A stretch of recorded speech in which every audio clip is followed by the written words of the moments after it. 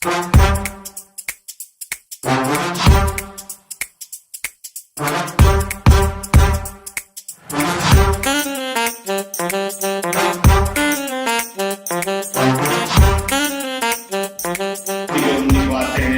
हैं क्लास में, जो बताते हैं आप लोग भूल जाते हैं, तो वो भूलिएगा नहीं। वो बहुत काम की चीज है। जैसे आप एग्जाम देने जा रहे हैं तो लगा लिए कान में हेडफोन, आराम से रिवीजन हो गए, एक बार में सारा सुन लिए।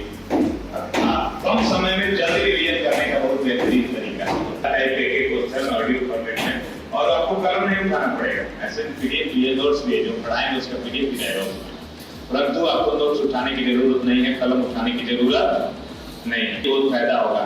कान में लगा लिए 5 मिनट, सारा एक बार रिवीजन कर लिए। सब्जी बना रहे हैं, मोबाइल रख ली पॉकेट, मोबाइल में जब हेडफोन कान में लगा है या तो गाना सुनते हैं, ले लो नहीं तो बतियाते रहते हैं। ठीक है, बना लेंगे थोड़ी देर, तुम भी खा लो। परंतु ये जो है काम का चीज है।